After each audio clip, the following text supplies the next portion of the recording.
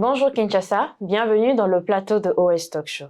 C'est Perfecta Viladi et notre invitée, Madame Raïcha. Bonjour. Bonjour. Alors, comme c'est le mois de la femme, nous allons parler, comme d'habitude, d'un sujet intime femme. Mais nous allons parler d'un sujet qui touche des milliers de femmes de nos jours. C'est la sensibilisation autour du cancer du col de l'utérus. Exactement. Madame Raïcha, qui va répondre aux questions. Alors, Madame, dites-nous quels sont les moyens de prévention dans notre pays, surtout puisque nous sommes là. Ok, alors dans notre pays, déjà, il faut savoir que le taux de cancer ou encore le taux des femmes qui sont atteintes de cancer est assez élevé. On parle de 30 à 35% par année. En ce qui concerne la prévention, déjà, le cancer du col de l'utérus est une maladie assez difficilement détectable. Oui. Et pour pouvoir la prévenir, en tout cas, l'OMS va à partir du PVF. Le PVH qui est une sorte de maladie qui touche l'utérus, qui est prévenue déjà au niveau de la jeune fille de 9 à 13 ans, bien en amont, pour pouvoir prévenir cela. Mais encore, dans le cas où la femme est déjà adulte et qu'elle peut être diagnostiquée de cette maladie, il y a par exemple des traitements qui sont adaptés pour pouvoir, au fait, éviter à ce que cette maladie puisse naître, ou encore dans le cas où la maladie naît quand même, qu'elle puisse devenir très grave. D'accord. Alors, les cibles de prévention, vous me dites, on a parlé de moyens, les cibles.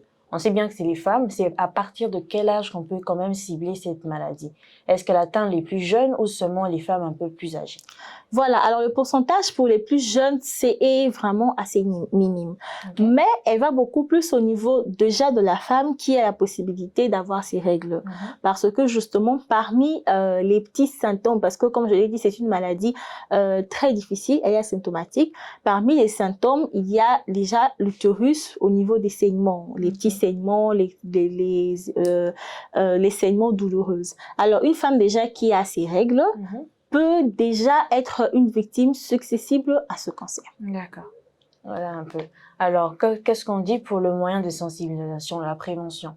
Il faut juste aller se faire checker souvent quand on le remarque, parce qu'on peut confondre ces sangs-là avec les règles. On ne peut pas savoir exactement qu'est-ce que c'est. Alors, qu'est-ce que vous avez à dire à toutes ces femmes qui ont peut-être, qui ne les savent pas, peut-être qu'ils n'ont même pas des saignements ou quoi que ce soit?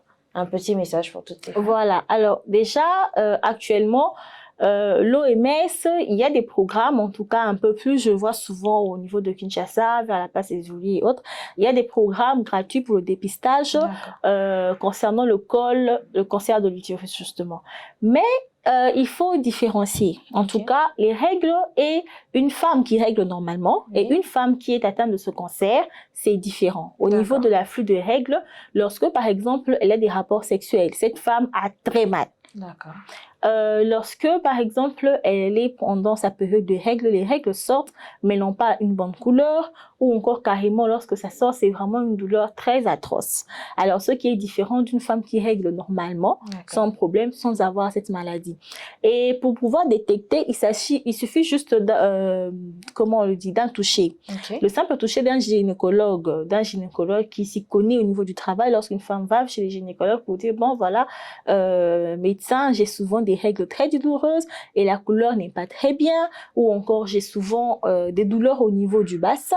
Alors ce sont des petits signes comme ça sur lesquels les médecins s'articulent pour pouvoir faire à une femme un test en ce qui concerne ce genre de cancer. Donc voilà un peu. Merci beaucoup Madame Raïcha pour les informations. Comme Madame l'a dit, le dépistage est gratuit. Donc, vous pouvez quand même aller vous faire checker que vous ayez la maladie ou non, ça ne coûte rien du tout. Exactement. Merci beaucoup. Nous sommes à la fin de notre show. C'est OS Talk Show grâce à Always. On vous dit merci et on se retrouve très prochainement. Bye. Bye bye.